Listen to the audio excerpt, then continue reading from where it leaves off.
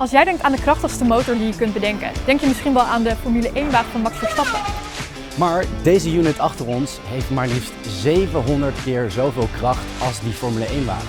Ja, en deze Beast heeft natuurlijk ook onderhoud nodig. Dus vandaag nemen wij een kijkje bij Engine Services, waar ze vliegtuigmotoren onderhouden en repareren. Mijn naam is Storm. En mijn naam is Nienke. En dit is Intern on a Mission. Goedemorgen. Goedemorgen Martijn. Martijn. Storm. Goedemorgen. Hi Martijn, Nienke. welkom bij Engines. Yes, dankjewel. Nou Martijn, leuk je te ontmoeten. Wat is precies jouw rol bij Engine Services? In het kort ben ik de vice-president van KLM Engine Services. Alright, en wat gebeurt hier precies eigenlijk? Heel veel, hele mooie dingen. Wat we in het kort doen is motoren onderhouden die vanuit de hele wereld hierheen komen. Die gaan we hier onderhouden en dan gaan ze weer zo snel als mogelijk terugsturen, zodat de luchtvaartmaatschappijen ze weer kunnen gebruiken in de lucht. Oké, en wat voor afdelingen zijn er allemaal hier bij Engine Services? In de basis hebben we eigenlijk twee producten. Dat is MRO, Maintenance Repair Overhaul. Dat zijn de mensen die het onderhoud aan de motor doen. Eigenlijk de Lego blokjes uit elkaar en in elkaar zetten. En we hebben Repair. En dat zijn eigenlijk de losse delen die uit de motor komen. Die onderhouden worden hier in de shop. En dan hebben we ondersteunende afdelingen om te zorgen dat het hele proces goed loopt. Dat is material sourcing, dus die materiaalvoorziening regelt. We hebben commercial operations en die kijken met name naar de commerciële aspecten en de klantrelatie. En we hebben engineering, dat zijn de hoogopgeleide technische mensen die zorgen dat we de juiste dingen doen en dat die ook op de juiste manier worden uitgevoerd. Hoe het proces dan werkt is, een motor komt van all over the world. We hebben ze vanuit klanten vanuit Zuid-Amerika tot en met Australië. Komen ze hier naartoe, komen ze in de shop, kijken wat er moet gebeuren, stemmen dat af met de klant. Motor gaat uit elkaar, delen worden verzonden, komen weer terug, motor wordt weer in elkaar gezet en getest in een gebouw hier verderop. Nou, genoeg te doen hier, zo klinkt het. Zeker. Mogen wij een dagje meekijken hier? Zeker, want extra hulp kunnen we zeker goed gebruiken. Ja, top. Superleuk. Alleen moet je wel even een blauwe jas aan doen. Oeh. Wow. Jij bent Martijn niet. Wie ben jij en waar zijn we? Wat doen we? Ik ben Ron van Dijk en we zijn hier in de motorenafdeling van de KLM. In de stand waar de GenX onderhouden wordt, de GenX motor. En ik ben monteur, dus ik haal de motoren samen met een team uit elkaar en in elkaar zetten we die. Alright. Ja. En wat zijn precies redenen voor onderhoud hier? Slijtage, schade, ook na een aantal uren en cycles. Dan moet er gewoon de nodige onderhoud gepleegd worden aan de motoren. En wat voor soort schade zien jullie bijvoorbeeld veel? Wat we vaak zien is schade aan de rotorbladen zien we heel vaak. De fanbladen zien we dat die beschadigd zijn. Dat soort dingen komen we tegen. En hoe kan dat komen? Een vogel of Kan, ook andere dingen? Ja, als er een vogel invliegt, als die iets raakt en er breekt iets af, dat kan door die hele motor heen gaan. Ja. Maar het kan ook een blad zijn wat afbreekt door scheur of dat soort dingen. Dat kan allemaal gebeuren. Duurt dat lang om te repareren allemaal? Dat ligt een beetje aan wat voor schade er is, maar als de hele HPC beschadigd is, dan kan dat best lang gaan duren. Je was bezig op deze motor. Kunnen wij misschien een handje meehelpen? Ja hoor, dat kan. Ja, Leuk. helemaal goed. Wat gaan we doen? Nou, dan gaan we bij deze motor gaan we de igniter, de bougie gaan we eruit halen. Oké. Zo'n bougie, wat doet dat eigenlijk precies in zo'n motor? Superveel onderdelen natuurlijk. Dus, Ja, nou, de bougie is voor in de verbrandingskamer. Daar komt de kerosine samen met en dan krijgen we van de bougie krijgen we een vonk en dan hebben we ontbranding. oh ja, en Oké. dat geeft dan weer energie aan de rest. Ja. Nou, top. Laten we gaan. Oké, dan gaan we naar de andere kant. En voor deze klus moeten we handschoenen aantrekken. Oké, heel goed. Safety first. Ja, Bedankt. we gaan de igniter, oftewel de bougie, gaan we eruit draaien. Oké. Ik geef jou de tooling die we hiervoor gebruiken. Ja. Hij kan een beetje vastzitten, dus Oké. En dan moet ik hem ja, dan draai je tegen de knop in. Juist. zo. En dan ga je hem omhoog. Ja. Juist. Fijn stukje draaien. Dan kan je die sleutel er wel afhalen, want verder kan je hem met de hand. Oké. Kan ik deze weer Dankjewel. trekken?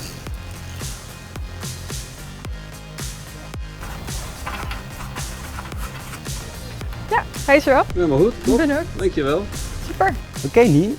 Lekker gedaan, man. Thanks. Alright. Ging best soepel. Ja, ik zou zeggen, je mag hier komen werken, maar Is er nog iets anders wat we kunnen doen? Jazeker. We gaan een fanblad eruit halen, want die moet naar de cleaning. Dus laten we daar naartoe. Alright, Oké. fanblad. Is dat zo'n Ja. ding wat aan de voorkant zit? Juist, ja. Oké, cool. Nou, laten we gaan. Ja.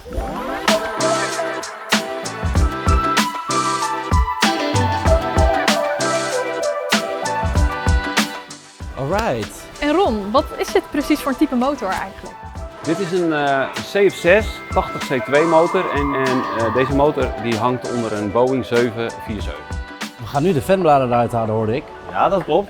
Dus dat zijn die dingen, neem ik aan? Dat zijn die grote daar. Dit is dus inderdaad gewoon wat je ook aan de voorkant van een straalmotor ziet. Ja, klopt. Als je lekker de trap oploopt, dan is dit wat je ziet. Dat is wat je gaat zien, ja. Alright. Trappetje op en doen aan de slag, zou ik zeggen, toch? Ga je gang.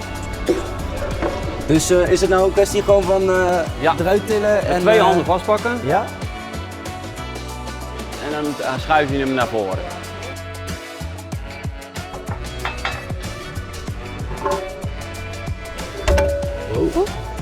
Soepel hoor.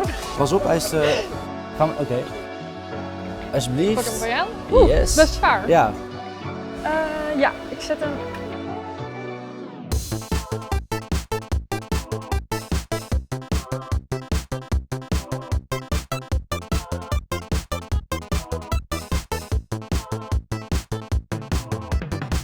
Alright. Dat was de laatste, Nien. Oh, super.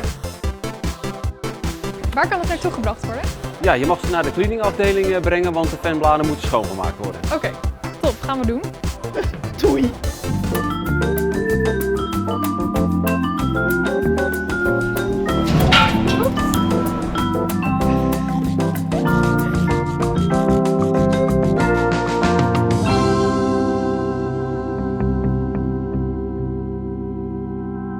Alright, nou Nienke is de fanblades naar cleaning aan het brengen. Maar ik vroeg me eigenlijk wel af toen ik die dingen eruit aan het uithalen was. Hoe kom je nou eigenlijk achter dat die fanblades eruit moeten en dat ze schade hebben? Dat doen we door middel van inspecties. Ja. Wij hebben speciaal gereedschap, horoscoopgereedschap. Dan kunnen we in de motor kijken. Oh, vet.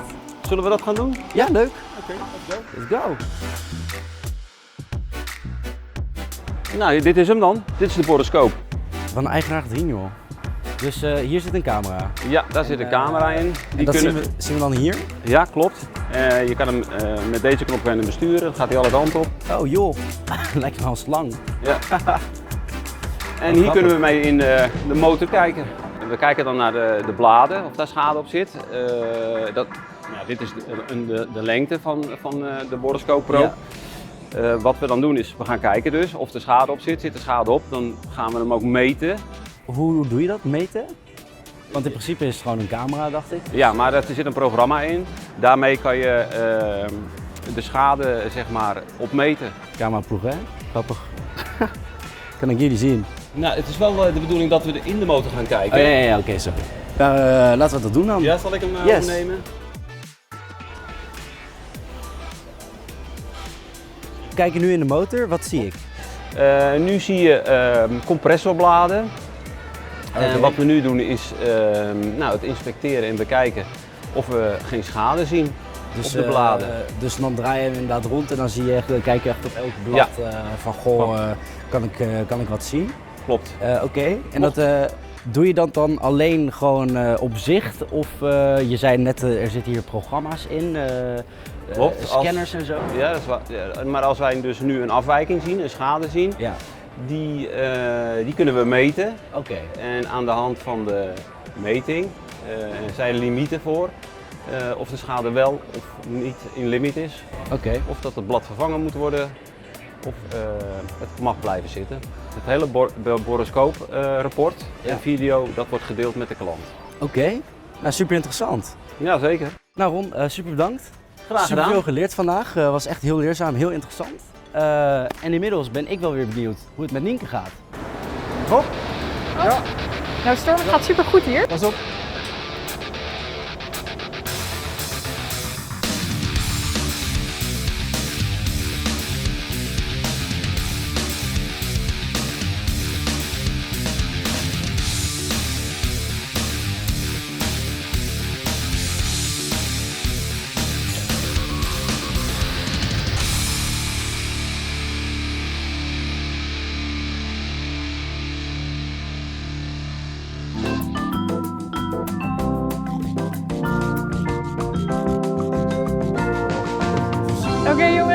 De schone fanblades zijn gearriveerd. Hey Nienke, jij ook hier? Hallo. Ja. Nou, wat top. Deze fanblades zijn helemaal schoon. Ja, ze zijn Nou. helemaal spik en span. Nou, heerlijk. Ondertussen heb ik Jairo al gevonden. Hi, ik zal me even voorstellen. Ik ben Nienke. Ja, Jairo, vertel, waar zijn we en wat doe jij hier? Ik ben Jairo en ik werk hier zo bij de fanbladenafdeling Ja. en ook de Airvols. Het is de ANCR 1 en het bestaat uit 3 afdelingen. Fanbladen, Airvols en non-metallic. En hier zo staan we bij de fanbladen. Ja. Hier zo gaan we de fanbladen van de 80E repareren. Deze bladen zitten onder de A330. En wat voor werk doen jullie precies aan de fanblades? We werken aan de leading edge, dit noemen we de leading edge. We repareren de contour ervan en halen elke pitches eruit. Elke afwijking halen we gewoon eruit. En ik zie hier ook al inderdaad op deze is er iets roods omgecirkeld. Dus dat is dan wat jullie gaan repareren? Dat is wat we gaan repareren, ja. Oké. Er mag geen enkele pitting erin zitten. Dus dan moet het helemaal goed glad gemaakt worden, net als messcherp bijna eigenlijk. Ja. Moeten we dat maken. En zo'n rode beschadiging, hoe halen jullie die bijvoorbeeld weg? Ja, die rode beschadiging halen we weg met een vel, Oké. met handbewerking en dan een slow power tool eroverheen. Oké. En hoe ontstaat zo'n beschadiging? Het is gewoon van, soms kan er een klein steentje tegenaan zijn gekomen of een stofdeel of misschien beurtstrijk. Het kan van alles zijn. Oké. Alright. Wat is een bird strike? Een beurtstrijk is van wanneer een vogel tegen in de motor komt en dan ja. heb je soms bijvoorbeeld dat deze blad bijvoorbeeld helemaal gebogen is. Oké. Ja. Ik heb daar zo wat voorbeelden dat ik straks kan wijzen aan jullie. Oké. Dan zie je dat het helemaal gebogen is. Dit is nou van een beurtstrijk. Oh ja, dat is wel een flinke deuk, ja. Dus je kan echt zien dat die vogel gewoon zo er doorheen... En deze is scrap. Dus die mag helemaal niet nog gerepareerd worden ook. Nope. Nee. Want Je dit ziet is dat het gewoon- van voren, maar ook van achter Ah dat ja. het gebogen is. Ja. Ja. Terwijl de rest van het gedeelte van het blad gewoon goed is. En waarom is het zo belangrijk dat de vorm van zo'n fanblade goed blijft? Het is voor de airflow. Dat het goed snijdt door de lucht heen. Dat de aerodynamica ook goed is dan eigenlijk. Oké. En mogen wij ook iets gaan repareren? Jullie mogen iets gaan repareren. Ja, tuurlijk. Superleuk. Ik ben benieuwd. Oké, is goed, dan gaan we daar is naartoe.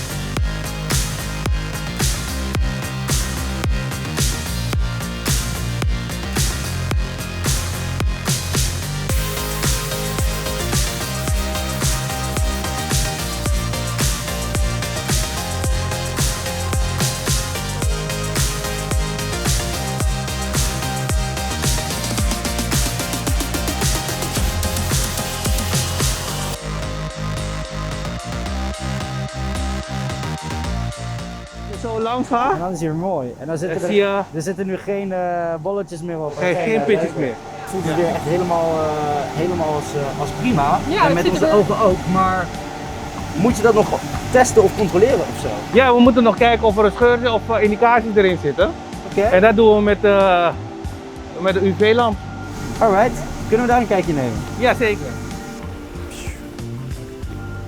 Wat wij hier doen, is gewoon, we gaan met een edge vloeistof gaan we langs de leading edge waar we hebben geblend. Wat is een edge vloeistof? Er is een bijtende vloeistof. De ene is voor titanium, de andere is voor aluminium om gewoon kleine stofdeeltjes van metaal of titanium te verwijderen. Dit te verwijderen. Oké. Zodat de scheur eigenlijk of de indicatie open komt te staan. Ja. Zodat wanneer ik er bijvoorbeeld zo'n penetrant eroverheen laat gaan, Ja. want dit is een penetrant, dit is een fluorescent vloeistof. Ja. Dus dat is een vloeistof die licht geeft in het donker. Ja, bij UV-lamp Ja. licht geeft. En Oké. het penetreert diep in scheurtjes. Alright. Dus dat betekent dat hij echt in kleine scheurtjes, kleine indicaties of kreekjes gewoon inkruipt. We smeren het bij de leading edge, heel lichtjes. Dan wachten we een half uurtje. Oké, Storm, gooi een kleine fitcheck. Oké, kleine fitcheck. Deze bril heb ik gethrift. Is voor een speciale veiligheid. Dit is mijn favoriete bril. Ja. Dit alles komt uit een heel leuk boutiqueje. Oh my god, waar? Ja, heel fancy in Parijs. Veiligheid first! Een half uurtje is voorbij. Nadat spuiten we de volk erop. Dus wat we doen is Dus dit is wat het echt licht gaat laten geven. ja. We hebben 10 minuten gewacht. Ja? Nu kunnen we gaan controleren. Oké. We gaan de licht uitdoen. Ja. Dan gaan we in het donker zijn. Doe ik de licht aan en dan kunnen we kijken of er een indicatie is.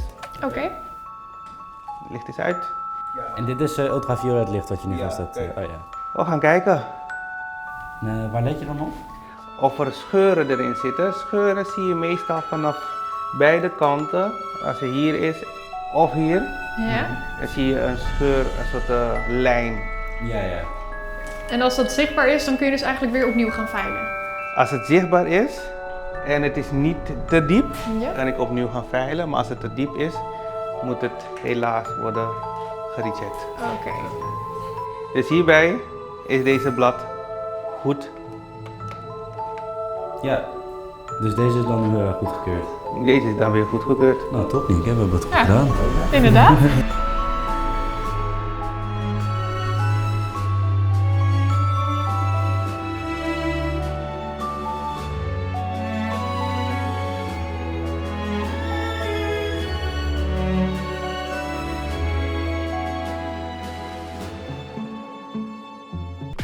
Nou, we hebben beneden al een heleboel grote reparaties mogen zien. En hier de wat kleinere. Zijn hier op de afdeling nog meer dingen die we kunnen bekijken? Ja, er zijn nog zeker veel dingen dat jullie kunnen bekijken. Op dit moment staat mijn collega Mohamed bij de accessoires op jullie te wachten. Misschien kunnen jullie die kant op gaan. En dan, Oké. wat Lijkt me leuk. Top. Of naar Mohamed dan. Ja. Nou, we hebben net beneden een hele hoop grote reparaties gezien. En nu heeft Jairo ons naar boven gestuurd om ook de wat kleinere onderdelen te bekijken. Ik sta hier naast Mohamed. Wat doe jij precies hier? Ja, ik werk bij Mechanische Accessoires. Accessoires is 2 afdelingen eigenlijk, is elektrisch en mechanisch. Hier doen we alles in het klein. We hebben alleen kleine onderdelen, dat zijn de accessoires van de motor. Sommige van hun zijn verantwoordelijk voor de lucht in de motor, sommige voor olie, sommige voor fuel. Ik doe zelf de LRO's, is soorten kleine onderdelen, de kleinste eigenlijk wat wij hier doen. En dat is stap 1 als iemand hier wil werken.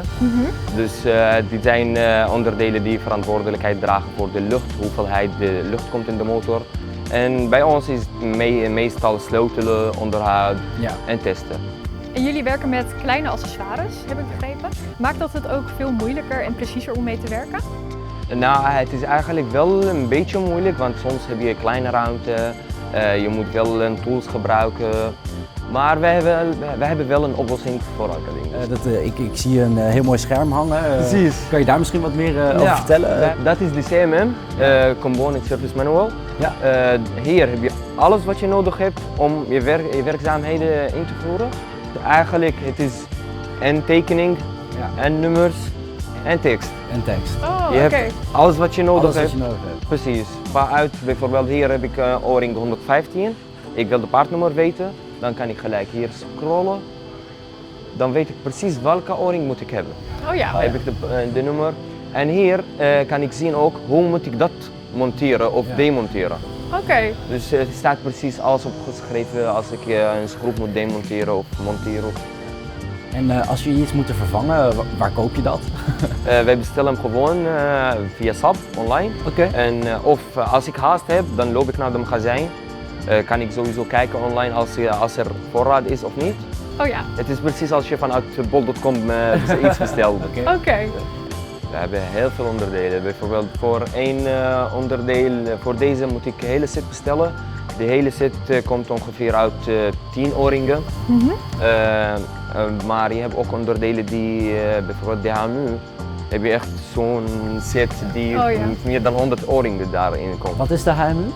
Hydraulic Mechanical Unit. Het is eigenlijk lijkt op een carburator van een auto. Het is de hersen van de motor. Oh. Zouden we die ook even kunnen zien? Ja, zeker. Als je meeloopt. Ja. Kijk, die heeft maar 1000 pk.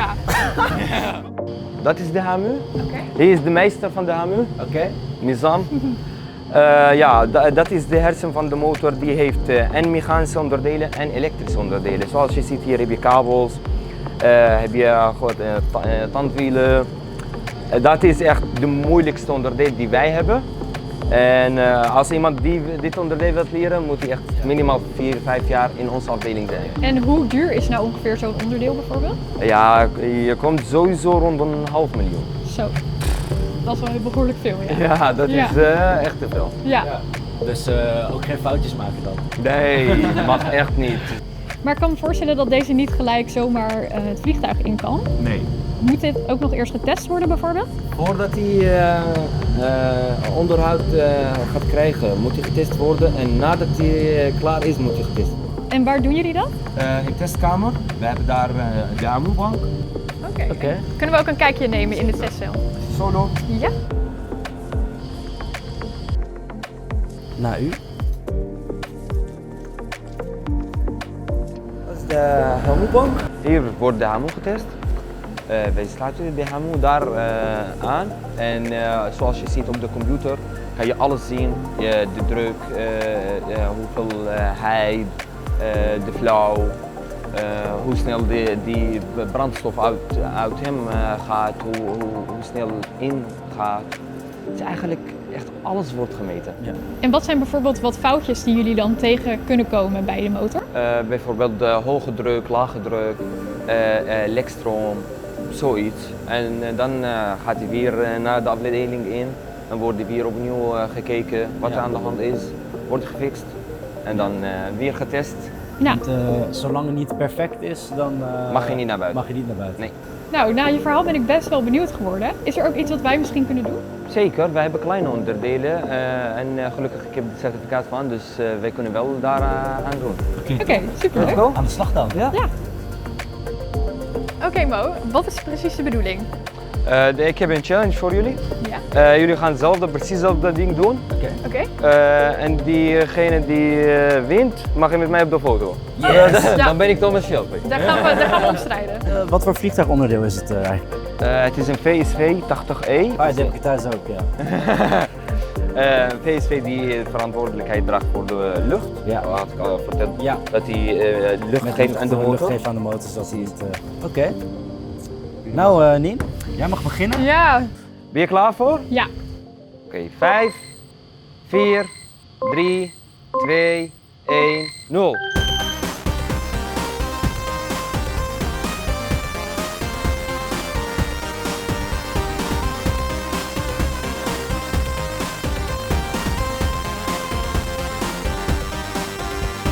Goed zo. Yes! Ja. Goed zo. Ik vind het wel echt... Goed gedaan wel. Ik moet je eerlijk Ik zeggen. denk, jongens, dat ik gewonnen heb. Weet je, het was een close call wel. De winnaar is beide. Oké, mogen we nu op de foto? Ja, tuurlijk. Zeker. Oké.